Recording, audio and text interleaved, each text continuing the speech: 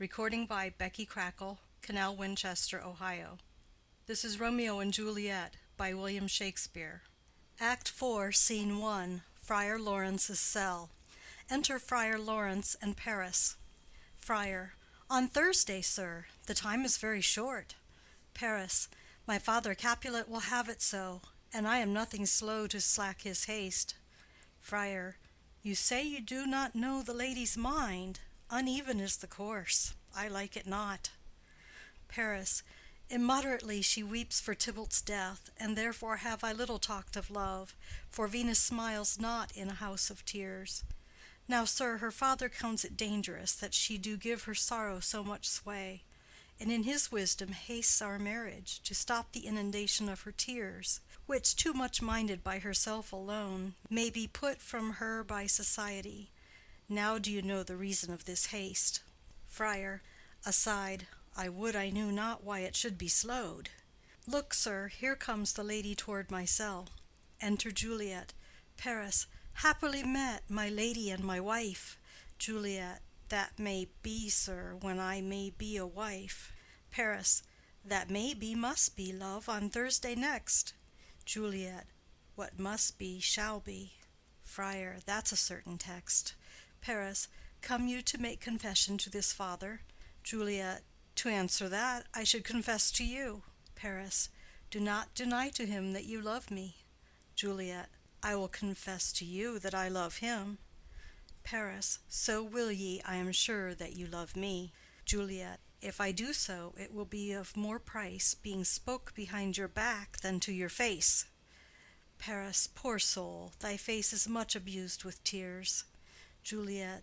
The tears have got small victory by that, for it was bad enough before their spite. Paris. Thou wrong'st it more than tears with that report.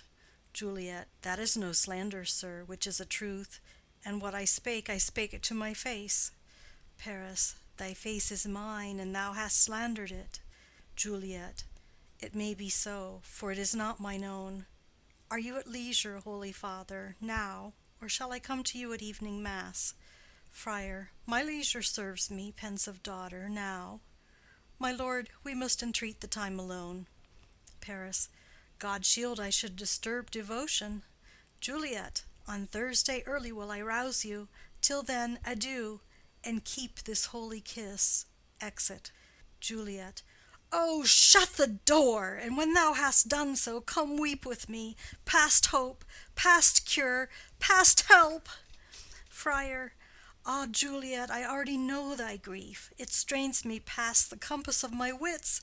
I hear thou must, and nothing may prorogue it, on Thursday next be married to this county. Juliet. Tell me not, friar, that thou hearest of this, unless thou tell me how I may prevent it. If in thy wisdom thou canst give no help, do thou but call my resolution wise, and with this knife I'll help it presently. God joined my heart and Romeo's, thou our hands, and ere this hand by thee to Romeo's sealed shall be the label to another deed, or my true heart with treacherous revolt turn to another, this shall slay them both. Therefore, out of thy long experienced time, give me some present counsel, or behold, twixt my extremes and me this bloody knife shall play the empire, arbitrating that which the commission of thy years and art could to no issue of true honor bring. Be not so long to speak. I long to die, if what thou speakest speak not of remedy. Friar. Hold, daughter, I do spy a kind of hope, which craves as desperate an execution as that is desperate which we would prevent. If, rather than to marry County Paris, thou hast the strength of will to slay thyself, then it is likely thou wilt undertake a thing like death, to chide away this shame, that copst with death himself to scape from it. And if thou darest, I'll give thee remedy. Juliet.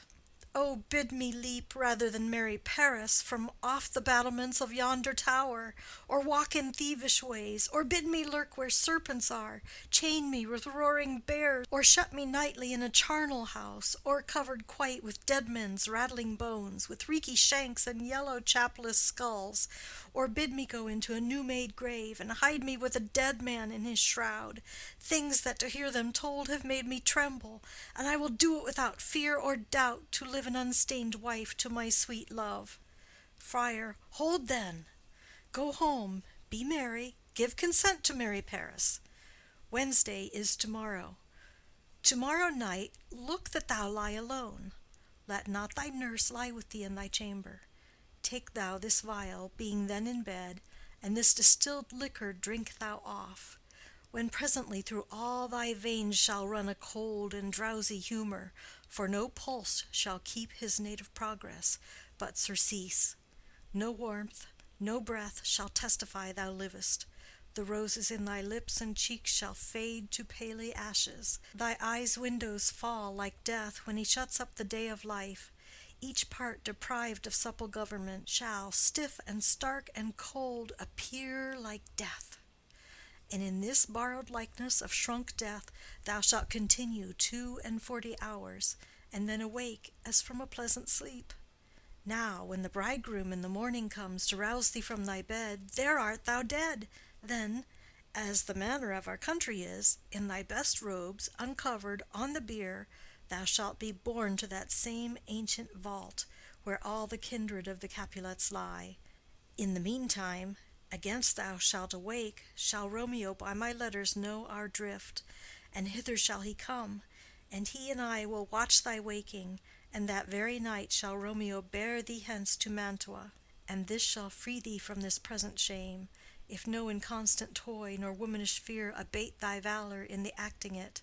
Juliet, give me, give me. Oh, tell not me of fear. Friar. Hold, get you gone. Be strong and prosperous in this resolve. I'll send a friar with speed to Mantua with my letters to thy lord. Juliet. Love give me strength, and strength shall help afford. Farewell, dear father. Exit. End of Scene 1. Scene 2. Hall in Capulet's house. Enter Capulet, Lady Capulet, nurse, and servants. Capulet. So many guests invite as here are writ. Exit first servant. Sirrah, go hire me 20 cunning cooks. Second servant. You shall have none ill, sir, for I'll try if they can lick their fingers. Capulet. How canst thou try them so? Second servant. Marry, sir, 'tis an ill cook that cannot lick his own fingers. Therefore he that cannot lick his fingers goes not with me. Capulet. Go, be gone. Exit second servant. We shall be much unfurnished for this time. What, is my daughter gone to Friar Lawrence? Nurse. Ay, forsooth. Capulet. Well, be may chance to do some good on her. A peevish, self-willed harlotry it is. Nurse. See where she comes from shrift with merry look. Enter Juliet. Capulet. How now, my headstrong? Where have you been gadding? Juliet. Where I have learned me to repent the sin of disobedient opposition to you and your behests, and am enjoined by holy Lawrence to fall prostrate here, to beg your pardon. Pardon, I beseech you. Henceforward I am ever ruled by you. Capulet. Send for the county. Go tell him of this. I'll have this knot knit up tomorrow morning. Juliet. I met the youthful lord at Lawrence's cell, and gave him what becomed love I might, not stepping o'er the bounds of modesty. Capulet. Why, I am glad on't. This is well. Stand up. This is as it should be. Let me see the county. Ay, marry, go, I say, and fetch him hither. Now, afore God, this revered holy friar, all our whole city is much bound to him. Juliet. Nurse, will you go with me into my closet to help me sort such needful ornaments as you think fit to furnish me tomorrow? Lady Capulet. No, not till Thursday. There's time enough. Capulet. Go, nurse, go with her. We'll to church tomorrow. Exit Juliet and nurse. Lady Capulet. We shall be short in our provision. 'Tis now near night. Capulet. Tush! I will stir about, and all things shall be well, I warrant thee, wife. Go thou to Juliet. Help to deck up her. I'll not to bed to-night. Let me alone. I'll play the housewife for this once. What ho! They are all forth. Well, I will walk myself to County Paris, to prepare him up against tomorrow. My heart is wondrous light since this same wayward girl is so reclaimed. Exit. End of Scene 2. Scene 3. Juliet's chamber. Enter Juliet and nurse. Juliet. Ay, those attires are best. But, gentle nurse, I pray thee leave me to myself to-night, For I have need of many orisons to move the heavens to smile upon my state, which well thou knowest is cross and full of sin. Enter Lady Capulet. Lady Capulet. What, are you busy, ho? Need you my help? Juliet. No, madam. We have culled such necessaries as are behoveful for our state to-morrow. So please you, let me now be left alone, and let the nurse this night sit up with you, for I am sure you have your hands full all in this so sudden business. Lady Capulet. Good night. Get thee to bed and rest, for thou hast need. Exit Lady Capulet and nurse. Juliet. Farewell. God knows when we shall meet again. I have a faint cold fear thrills through my veins that almost freezes up the heat of life. I'll call them back again to comfort me. Nurse! Oh, what should she do here? My dismal scene I needs must act alone. Come, vial. What if this mixture do not work at all? Shall I be married, then, to-morrow morning? No, no, this shall forbid it. Lie thou there, laying down her dagger. What if it be a poison which the friar subtly hath ministered to have me dead, lest in this marriage he should be dishonored, because he married me before to Romeo? I fear it is, and yet methinks it should not, for he hath still been tried a holy man. I will not entertain so bad a thought. How if, when I am laid into the tomb, I wake before the time that Romeo come to redeem me? There's a fearful point. Shall I not then be stifled in the vault, to whose foul mouth no healthsome air breathes in, and there die strangled ere my Romeo comes?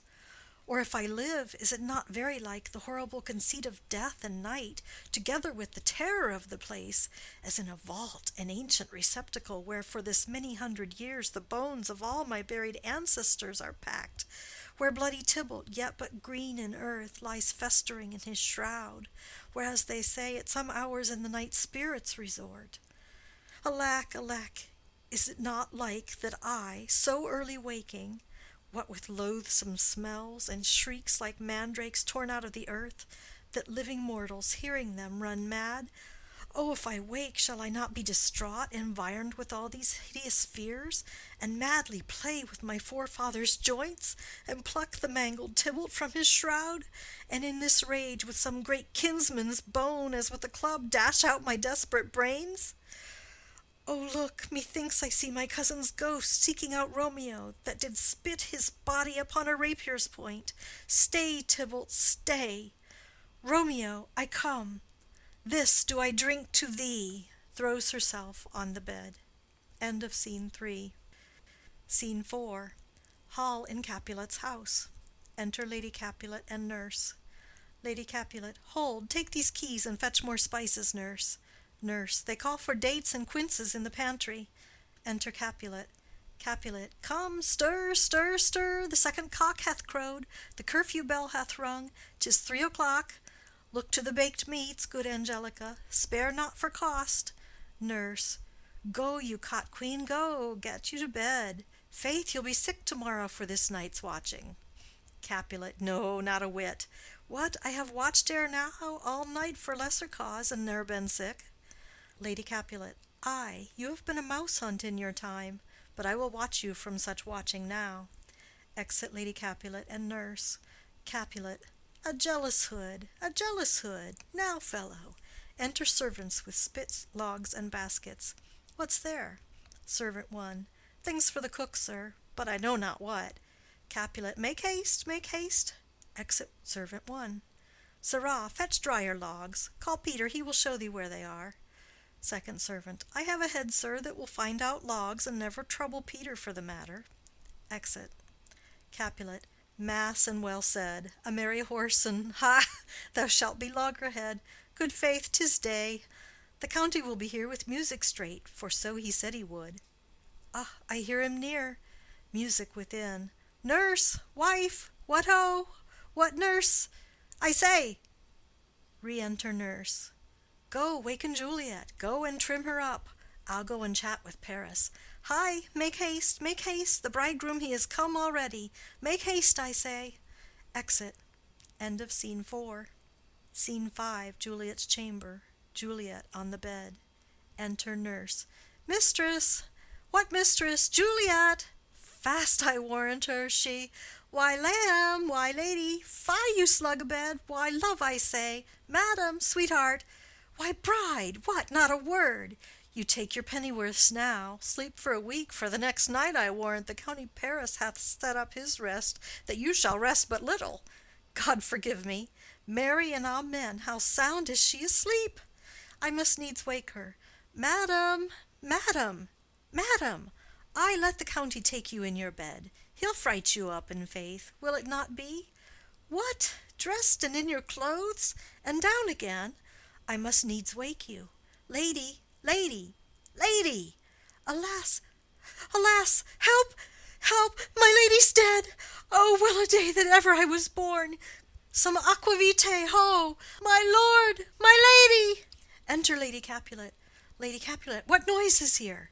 Nurse, oh, lamentable day! Lady Capulet, what is the matter? Nurse, look, look, oh, heavy day! Lady Capulet, oh me, my child, my only life! Revive, look up, or I will die with thee! Help, help, call help! Enter Capulet. Capulet, for shame, bring Juliet forth, her lord is come. Nurse, she's dead, deceased, she's dead, alack the day! Lady Capulet, alack the day, she's dead, she's dead, she's dead! Capulet, ha, let me see her, out, alas!